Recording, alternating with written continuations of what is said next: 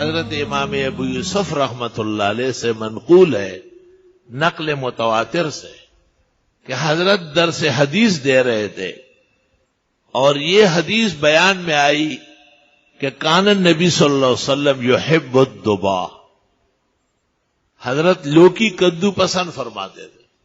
علماء کہتے ہیں لوکی دونوں طرح ہے، گول بھی ہے اور لمبا بھی ہے، دونوں ایک حکم میں ہے، ثابت ہے، اور بہت زیادہ پسند تھا.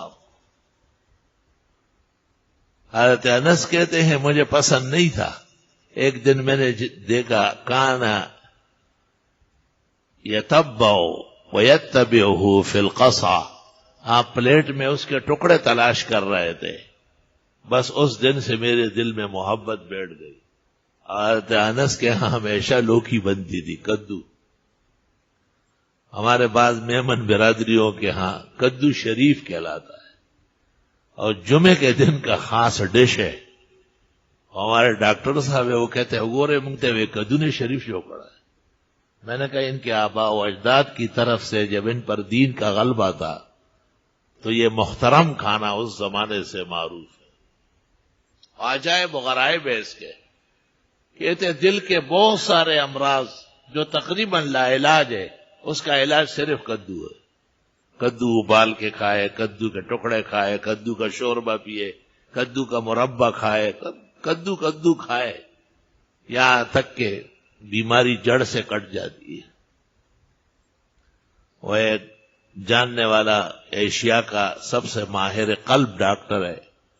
ایک دن مجھے واقعہ سنایا کہ ایک ایسے شخص کو لایا گیا جو ناپسندیدہ تھا، لیکن لانے والا میرا دوست تھا. اس نے کہا ذرا ہمارے آدمی کو دیکھو. کہ میں نے دیکھا تو اس میں بظاہر کوئی چیز باقی نہیں تھی، بس چند دنوں میں دل فیل ہونے والا تھا. دل اس قدر کمزور ہو چکا تھا. میں نے دیکھا اور اس کے دلداری کے لیے کچھ دوائیاں لکھی. اس بیمار نے پوچھا کہ میں کیا کھاؤں؟ کہا میں نے کہا کدو کھائیں. کہا میرا خیال تھا کہ اب اس عمر میں آپ کیا مرغ بریان کھائیں گے اور بروس کھائیں گے. کہا 6-7 مہینے بعد مجھے سیکرٹری نے آ کے ایک پرچی پکڑوائی جو میری لکھی ہوئی تھی، اور میں نے پوچھا کہ یہ آدمی کہاں ہے؟ یہ تو مر چکا ہوگا. کہا نہیں، باہر بیٹھا ہوا ہے، خود آیا ہے. میں نے کہا بلاؤ. تو میں نے پوچھا حضرت طبیعت کیسی ہے؟ کہا آپ کے کدو شریف کھلایا.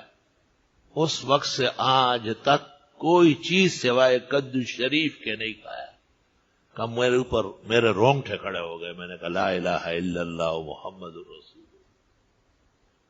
اللہم صلی وسلم علی النبی. کا میں نے کہا حضرت خصوصی مہربانی اللہ نے فرمائے. کہا آپ نے حکم دیا تھا کہ کدو شریف کھاؤ.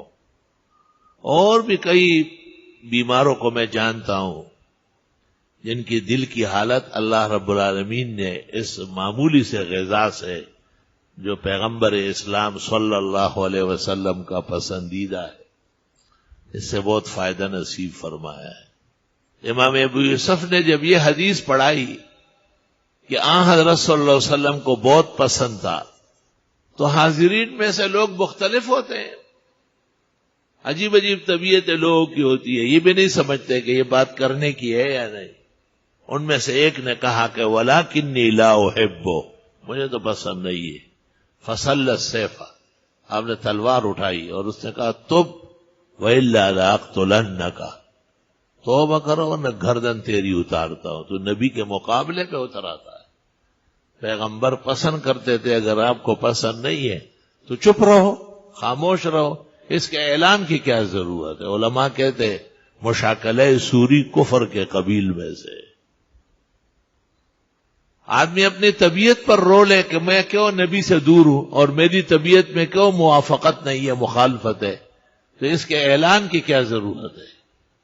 علماء دین فرماتے ہیں کہ ویسے ایک معاملہ جائز اور مباح کا ہے، لیکن جب وہ مقابلے میں آ جائے تو پھر اس کی ضرورت بہت زیادہ بڑھ جاتی ہے.